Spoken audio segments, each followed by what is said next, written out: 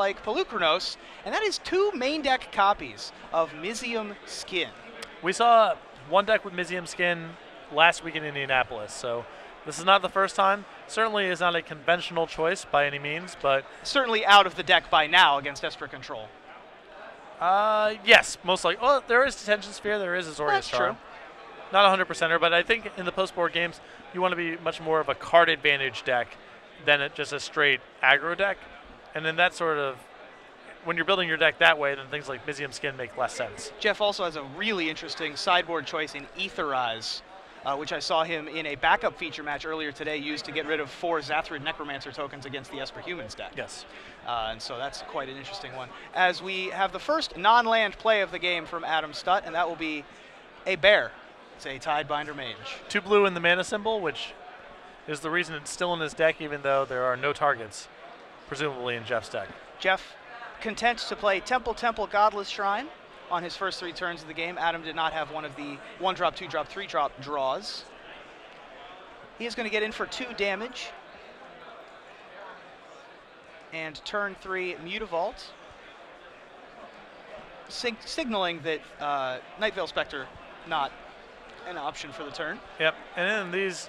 And also no Thassa, as Doomblade is going to take out the Tidebinder Mage.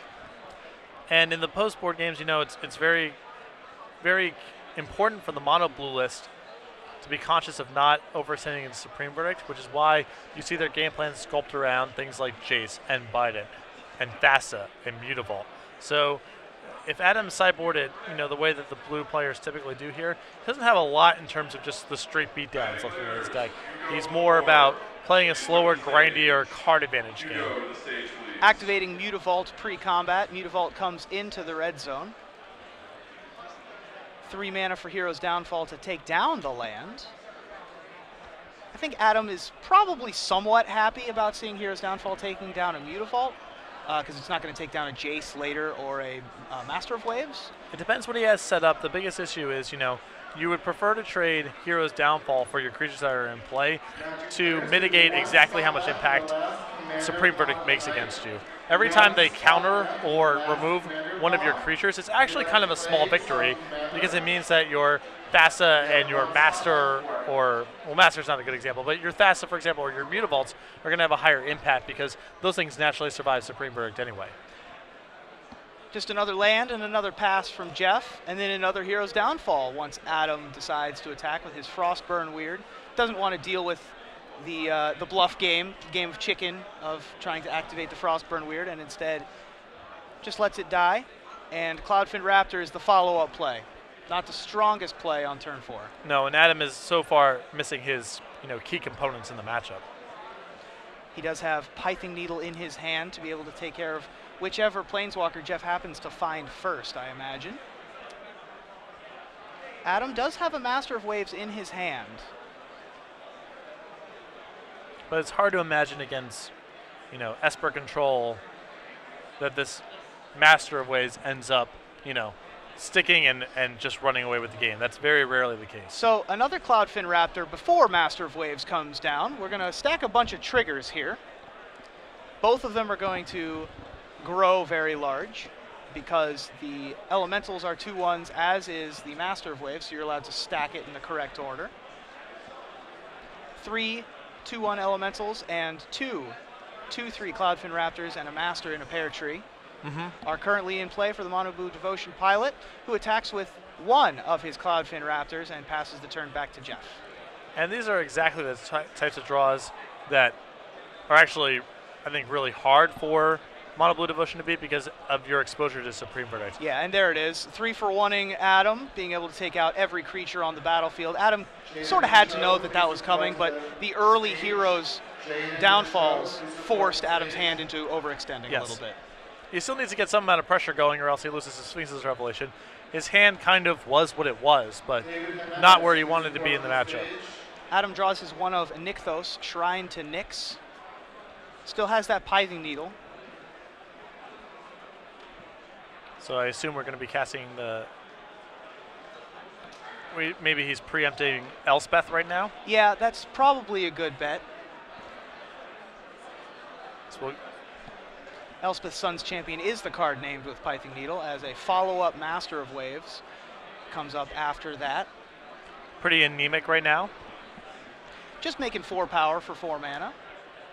But Gainsay is going to counter it before it can do any damage. So Adam, with 1 card in hand, and not but a needle to his name, other than 5 islands, passing back to Jeff. The Pithing Needle is going to be able to shut off Jeff's win condition that isn't Elixir of Immortality.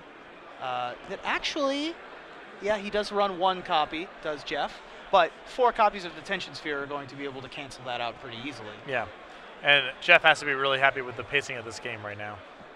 Divination into Thoughtseize. Thoughtseize whiffs, of course, showing only the Nykthos. Jeff falls to 14. And it looks like another island for Adam. So let's see if Jeff has one of his big cards to capitalize with. Sphinx's Revelation being the most obvious one. Jace also quite good here. And there is Jace from the other side of the board. That is going to find Dissolve. Jeff going to be able to dig deeper in his deck to find those cards that we're talking about. Either Jace or even Detention Sphere, if he has the Elspeth in his hand, would be quite good here. Looks like he has Detention Sphere in hand. I think, he wants to wait and just use that to kill a creature if that comes up, and if he happens to draw the Elspeth, then take care of the needle. Then so be it, absolutely. Taking out Thassa is much more important. Yes. If Adam is able to amass any sort of board presence. Especially since it doesn't appear as though Jeff has a Sphinx's Revelation. And so if Adam happens to draw a bunch of creatures and Jeff happens to draw only 1 or 2 spells in that time, the Thassa could become a huge problem. And so we'll use the first Detention Sphere to deal with Thassa. Yeah. Both players just living off the top, but Jeff, of course, much better situated for this kind of game. Yeah. Adam's deck, for an aggro deck, it does have 25 lands, so it only has 1 less land than does Jeff's control deck at 26. Yeah, I prefer to think of Mono Blue Devotion more as a board presence deck and less as a beatdown deck. Yeah. It's not killing you on turn 4. It's locking you out of combat and killing you a little bit later in the game.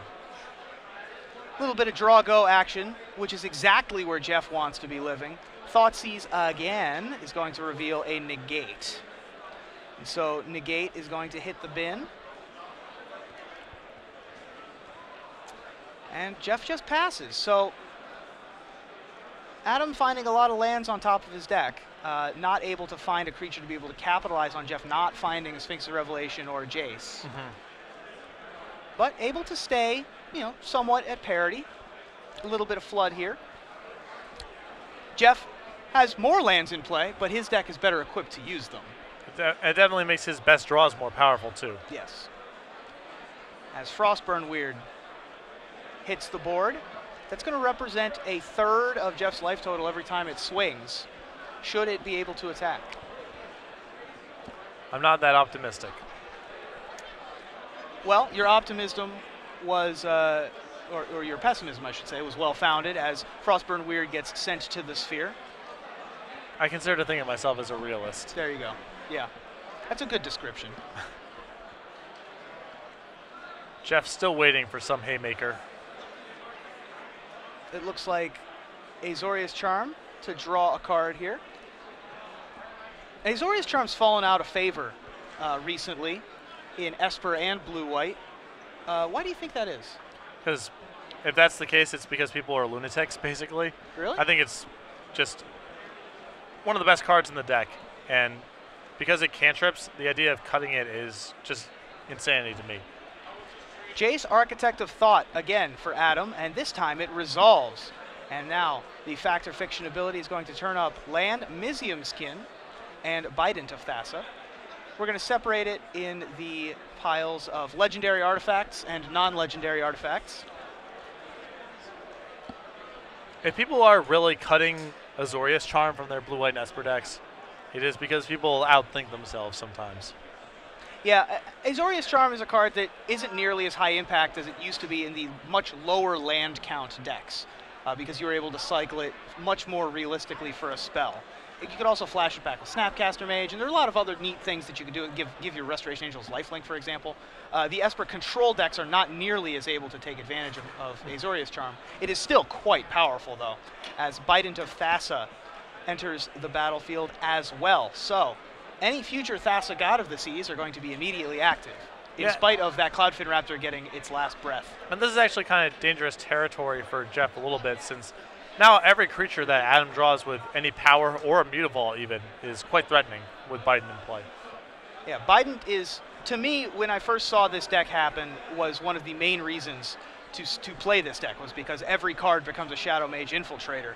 As Aetherling, it comes off the top for Jeff, and that is quite good for the Esper control deck. Finally able to find something to apply some pressure and end this game. Detention Sphere number 3 takes out the Jace to prevent future card draw. Yeah, the Aetherling on a board this stabilized is likely to be game over. Let's see if Adam can get out of this pickle-ickle-ickle. See what he draws. It's another island. Looks like a hand full of basic lands for Adam, staring down an Aetherling.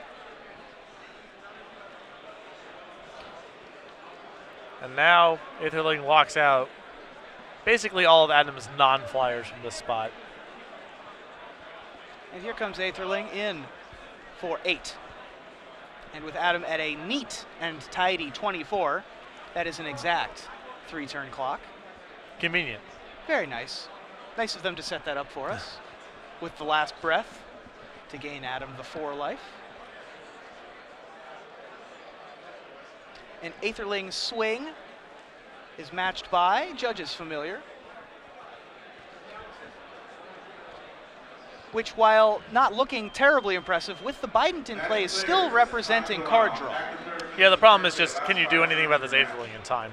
And the answer is likely to be no. Yeah, there are 2 Pithing Needles in Jeff Johnson's sideboard, but only 1 in Adam's, and so the 1 is in play, and it's naming Elspeth, so it's not able to shut off the Aetherling currently on the board.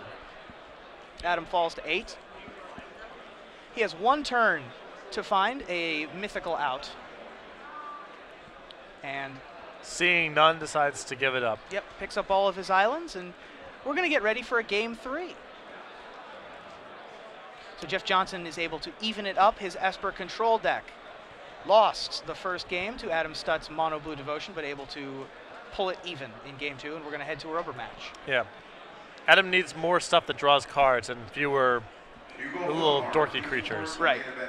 Yeah, in a match of who can draw more lands, the Esper control deck is going to win eventually because all of their top decks are that much more powerful. The Mono Blue control deck, or Mono Blue Devotion deck has top decks along the lines of Judge's Familiar and Cloudfin Raptor, which are not that great on turn 10. Yeah, and the next couple set of cards are also not that much better than Raptors and Judge's Familiar. Sure. You know? Yeah, Tidebinder Mages and Frostburn Weirds. Sure. Yeah. But their best top decks are Jace Architect of Thought, Bident, Master of Waves, even the Nightveil Spectre, which I imagine, do you think he took out Nightveil Spectre? I don't think so. Well, or did he just not see it? I would be surprised if it got cut altogether, but it is, you know, it is another card that is kind of low impact. It's expensive relative to the removal spells in the Esper deck and the counters in the Esper deck. It's possible you want to just kind of ignore that thing altogether. I understand there's the Dreamland scenario where you're making land drops or you flip over one of their counters and that can be very good, but I've really rarely seen a Nightveil Spectre actually connect against an Esper deck. That said, it does provide 3 devotion, so it's very nice to have alongside Master and especially Thassa, but it is something of a long shot. I'm surprised kind of by the extent to which Adam had non-creature, card drawing spells in his deck. Yeah, specifically a Mizium skin in the post-board games. I was really surprised by. 2 main deck Mizium skins, kept them in post-board to be able to fight, as you said, against things like Hero's Downfall and Detention Sphere. But it's a little bit strange because the type of thing that you want to be doing is applying as much pressure as you possibly can. Although, to be fair, Adam does not have any additional creatures in his sideboard, so it's not like he can add more creatures. Right. He can only protect the ones that he's equipped with. Yeah, it's, you know, The mono blue deck in general, in this matchup, time is not on their side, but that can change with card drawing spells. But once you actually are drawing a bunch of cards, which permanents, which creatures you're actually drawing usually doesn't matter a ton. Of course, you'd like to have Thassa. Some of your creatures are higher impact than others, but your individual threats don't really matter that much. So in both of these worlds, Mizium Skin's a little out of place because it's not a threat in the games where you need threats. And in the games that you're winning, it isn't really protecting anything specifically that needs to be protected. Both these players are shuffling up for the next game, this time with the Mono Blue Devotion deck on the play. Among decks that get, of course, every deck is better on the play, but Mono Blue Devotion is significantly better on the play than it is on the draw. Yeah, the difference between Mono Black on the play and on the draw is really, it's just Pack Rat. That's the only card that really changes dramatically in power level. In the Mono Blue deck, it feels like nearly all the cards are much, much better on the play than on the draw. Yeah, Mono Blue Devotion is not a deck equipped to come from behind. Right. It's very good at keeping a lead, but not really good at coming back, especially against Esper Control. Shades of the sort of the old Delver deck in Standard. Right. Very good at leveraging an advantage once it's ahead, not as good at catching up while it's in the losing state. Very good at turning 52% into 65, into 70, but not so much catching up from behind, as we see a turn 1 Island go from Adam Stutt, and a turn 2 Frostburn Weird. Jeff Johnson led off with Hallowed Fountain, setting his mana up, and then a Plains, and Last Breath on the Frostburn Weird. Doesn't want Adam to untap and potentially have a counter spell or a Rapid Hybridization, or the Mizium Skin that he in fact has in his hand. Yes.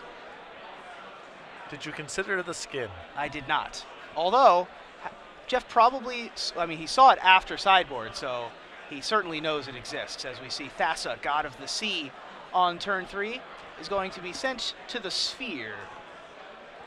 And Jeff has to be really happy about getting the curve out with his removal like this. Yes. Not having to deal with a Cloudfin Raptor is also pretty nice, because if a Cloudfin Raptor had happened, it would still be pecking him, and it would hit him for even more this turn. As Nightveil Spectre hits the board, with one Last Breath already in use, much of the removal of Jeff Johnston's, although there's a second one, so never mind what I was about to say. Oh! Oh! And there is the Mizium Skin to protect the Nightveil Spectre. Notably, Jeff also no black mana right now. And Elixir of Immortality. So without black mana, he can't really play his sweeper. His spot. A lot of his spot removal can't be played, and without that, he's basically on Supreme Verdict or Bust to protect himself. And now the Nightveil Spectre gets to go to work. Mizium Skin makes Nightveil Spectre a lot better against control. There's a land he's able to play, should he so choose. That'll be able to help cast future spells that he happens to hit. Pretty infuriating if you're Jeff. He finds one of his black sources that he's missing right now. I'll take that, thank you very much, says Adam. And Thassa, God of the Sea, again joins the party. And he has a Master of Waves in hand. So this is quickly becoming an Adam Stutt game, although it can easily be canceled out by most likely a black source, but also another Detention Sphere. Yeah, having this Thassa is critical because it's a way to advance his board without playing into Supreme Verdict.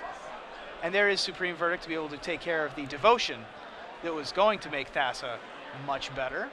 She's alone on the board now, so we'll scry in our upkeep. And Adam has to be thrilled to trade 1-for-1 with a Supreme Verdict like that. Supreme Verdict is that's the thing that looms over everything when you're playing mono blue against these blue-white and blue-white black decks. Whenever you get to cash it in, whenever your opponent cashes it in without getting that much value, it's a small victory. Absolutely. He already got the land off of it, so it's already been productive in drawing him, essentially drawing him a card. His Godless Shrine is going to activate and naming. I don't imagine it'll be naming this Elixir. Well, it is naming Aetherling. So Aetherling has been named. That allows the Elspeth to be unlocked this game. See which of his win conditions Jeff can draw later.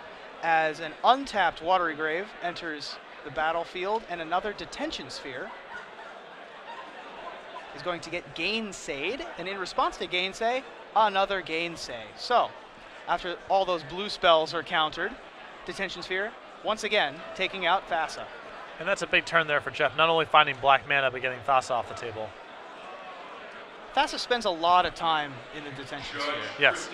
Well, if you just, if it could just be killed by other things, you would see more diversity. That's true. But unfortunately, Detention Sphere pretty much, you don't see a lot of turn and burned Thassas. Right. Occasionally Selesnya charmed, but. Right. As Master of Waves, the loneliest Master of Waves, this time only with one Water Horse. 4 power, still nothing to sneeze at. And Jeff's already taken some hits this game, so this clock's not unreasonable.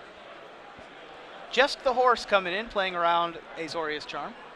Yeah, but I don't think that Adam can win the game playing this slowly with nothing left in his hand of note. Right. Jeff falls to 12, then goes back up to 17 with the Elixir. And the Elixir makes this much worse, of course, too. Now Jeff at 17. A lot of life to play with. I understand the fear of Azorius Charm there, but what's happening on the board is already kind of compelling Adam to attack in my mind. Yeah, Jeff has a lot of options, a lot of good top decks here, and really a lot of time to be able to find those options, especially if Adam has decided that attacking for 2 each turn is reasonable, or reasonable enough. Yeah. I was also not a big fan of the preemptive Python Needle on Aetherling, as now every Planeswalker is a brutal draw as well. Jeff Johnson now with 2 black mana in play, as Temple of Silence is going to keep whatever it was on top. It's one of the most heartbreaking things when your opponent scries and immediately puts it back on top of their library. Especially if it's Esper. Yes. You know it's got to be good if it's Esper. It's got to be good. Adam has a Nykthos, Shrine to Nyx, that isn't going to activate just yet, as the horse, of course, enters the red zone once again, dropping Jeff to 15.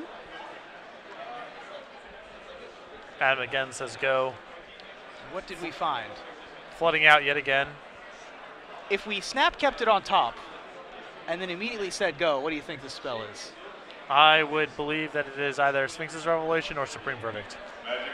I think that that's a good guess. My money's on Sphinx's Revelation. Although if it's Supreme Verdict, it's about to get better, as here comes Frostburn Weird. And it is Sphinx's Revelation for 3. And with Adam only 2 islands left in his hand, Jeff's going to get to draw these 3 cards at the end of the turn. And now it's not a back-breaking one, but still quite good. Sets the table, and again, Jeff's got a lot of really powerful draws in this spot. Elspeth, Supreme Verdict, but he is falling behind a little bit on the board too. It's his life total is being taxed a little bit, and that's a real backbreaker for Adam there. That Supreme Verdict. Yep.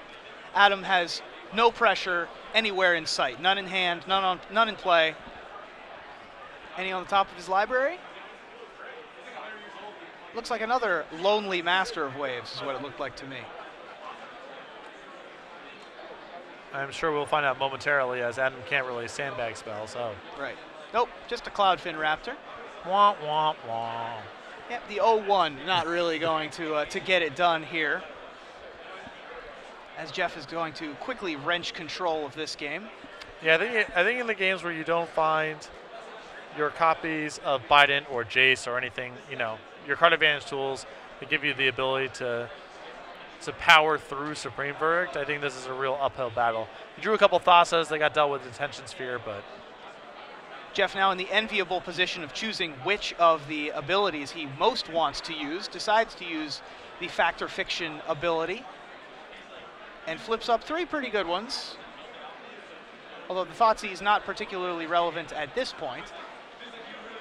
Either Divination or 2 cards. He chooses to go with the 2 cards in the form of Divination rather than the Supreme Verdict and Thoughtseize. Thinks he can do better. Passes the turn with 3 mana up instead of casting that Divination, representing a counterspell. Adam's body language is suggesting to me that he has mentally checked out of this one. The flourish with the hand pass. Yes. A little bit of a giveaway there. Here comes another Factor Fiction off the top. These are 2 temples and a detention sphere. Adam suggesting to Jeff which pile he should take. But 2 Scrylands is really good here, though. It's not that simple. It is pretty good. It's able to fix his draws. Detention sphere only really able to do one thing really well. But he goes for the detention sphere to be able to prevent any Jaces or Bidents or Thasses from getting 2 out of hand. Divination is a follow-up play. And I believe that Jeff has just found an Elspeth, also in those 2 cards from Divination. And so perhaps several turns later, the preemptive Pithing Needle is going to come back to haunt him. As I think that Adam did top deck a Gainsay or a Negate. I think it was a Negate, actually. I believe it was Negate. But Jeff has Gainsay in his hand. So he's still going to be able to resolve this Elspeth, should he so choose. Jeff going to 14, because why not? There's Elspeth, Sun's champion. And with the last card in his hand, Adam casts Negate. In response, Gainsay. And Jeff resolves the Planeswalker. And now an uncontested Elspeth is about to happen. Yep, Elspeth's going to use the +1 ability to make 3 dudes. There they are. Star City Games Soldier Tokens illustrated by Kristen Pleskow. Very notable on camera. Easy to recognize. Adam top decks. Let's see what he can do here. Ooh, big draw. A Judge's Familiar. Get to turn on the Raptor. That's you get another flyer to attack Elspeth. Could you think of a better draw than that one? No, I could not. That's the best one right there. So in comes the Cloudfin Raptor, and it's going to attack the Elspeth, knocking it down to 4. Have you ever tried to attack an Elspeth down? It's a really bad experience. Although Adam does have 2 flyers, he's going to somewhat be able to do it, although the racing is not going to be the easiest thing in the world. Yeah, it's not just about the Elspeth. Yeah, it's about the tokens, really. And Supreme Verdict is going to take out the creatures on Adam's side of the board while replacing his own with more soldiers. And let's keep in mind, Jeff, basically full hand of spells here against Adam. Just also going to drop a Jace. So the 2 feature match Planeswalkers in play at the same time now, as he turns up Hero's Downfall, Godless Shrine, and Island. Decides to take the spell rather than the 2 lands, not too surprising. Mutavault for Adam is going to at least feign some aggression here. Yeah, I mean, we're so close to an Elspeth emblem at this point, rather, that Mutavault it is a 2/2 against a bunch of 1/1s, but it won't offer too much of a reprieve. And adding insult to injury here, it looks like Supreme Verdict is going to end this one rather quickly if it wasn't over before. Yes. Adding another X for 1 to the board, or to Jeff's hand, rather,